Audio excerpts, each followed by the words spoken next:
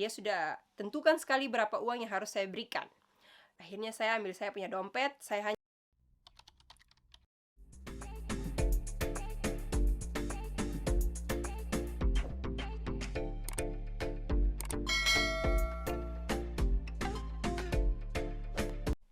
Hai teman-teman, apa kabar? Kembali lagi dengan Mama Hana di sini. Saya berharap teman-teman semua sehat karena sehat itu penting.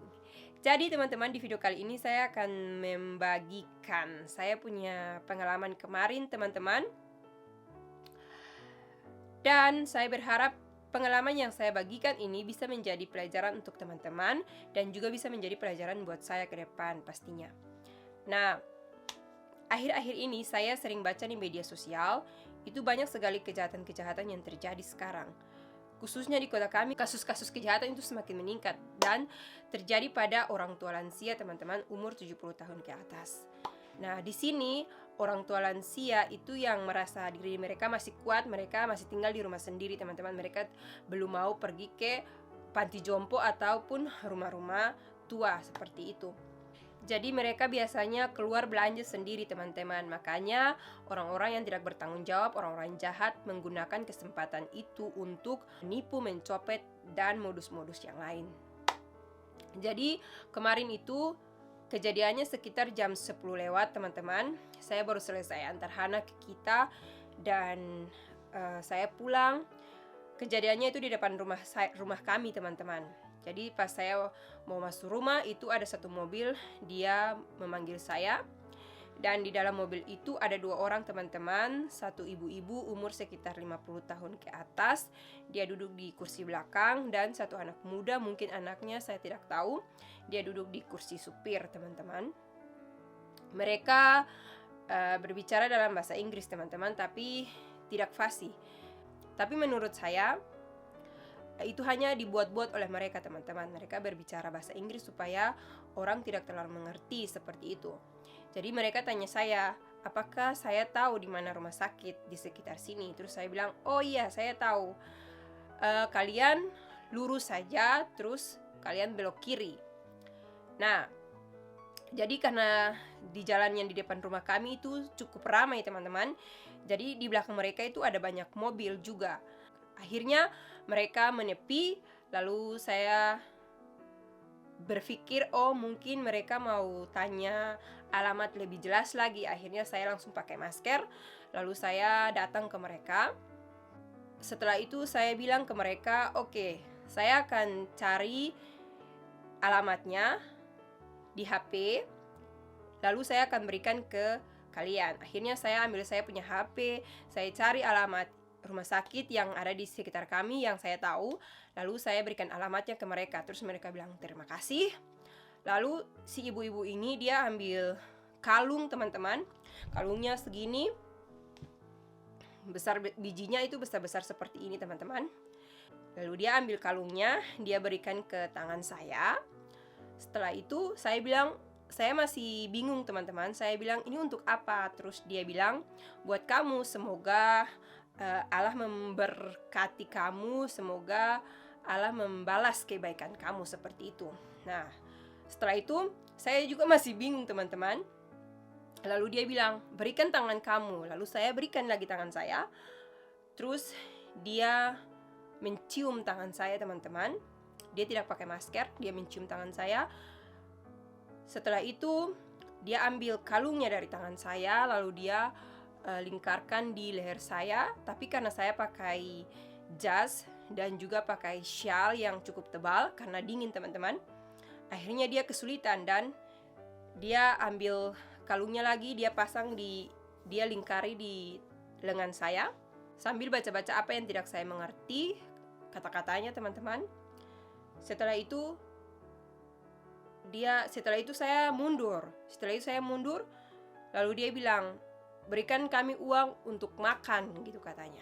Dia sudah tentukan sekali berapa uang yang harus saya berikan.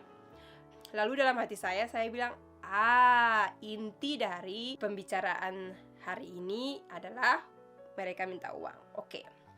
Tapi saya sadar teman-teman, akhirnya saya ambil saya punya dompet. Saya hanya bekerja pakai satu tangan teman-teman. Satu tangan tadi dia cium, saya tidak buat apa-apa lagi karena mereka tidak pakai masker. Akhirnya saya ambil dompet saya buka, terus saya ambil uang setengah dari mereka minta. Saya berikan kepada ibu-ibu ini, saya bilang, ini saya berikan ibu uang. Terus dia bilang, tidak, saya mau lebih. Lalu saya bilang ke dia, tidak, saya hanya bisa memberikan segini karena saya belum bekerja, jadi silahkan ibu ambil. Terus dia bilang terima kasih banyak. Lalu saya masih sempat bilang, oke, hati-hati di jalan ya. Seperti itu. Setelah itu mereka pergi.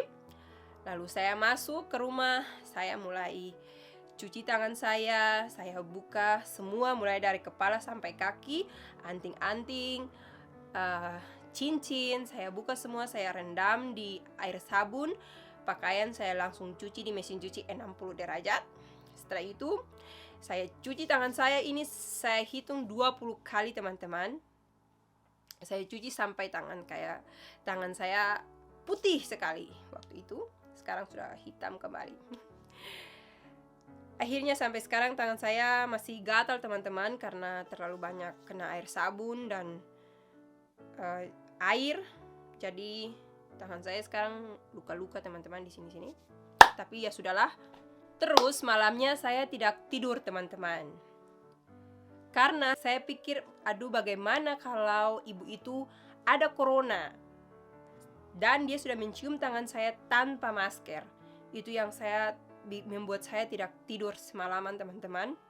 Tapi akhirnya saya banyak berdoa, saya banyak pikiran positif karena saya berpikir kalau nanti saya terus memikirkan hal itu dan saya tidak tidur malah saya tambah sakit gitu.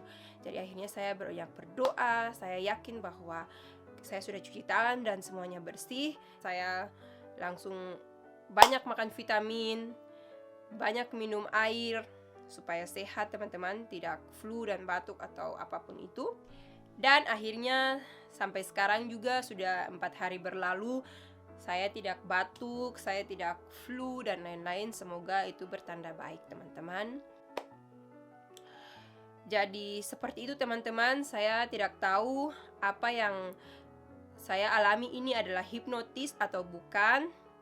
Silakan teman-teman menilai sendiri apakah ini hipnotis atau bukan, atau hanya ini penipuan biasa.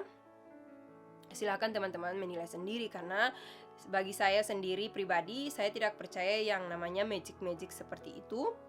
Saya tidak percaya teman-teman, dan bagi pribadi saya, kepercayaan saya, ketika saya tidak percaya hal-hal magic seperti itu tidak akan terjadi kepada saya seperti itu teman-teman. Semoga teman-teman bisa mengambil pelajaran dari apa yang saya bagikan ini. Mungkin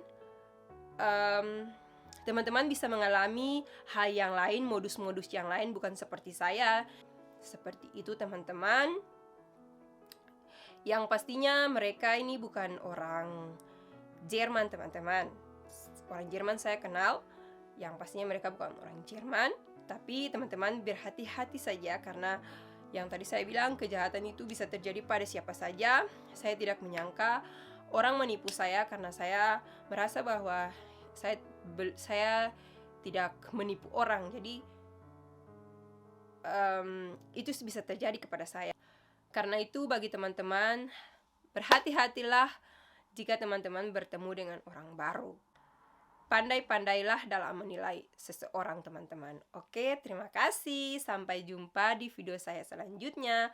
Bye!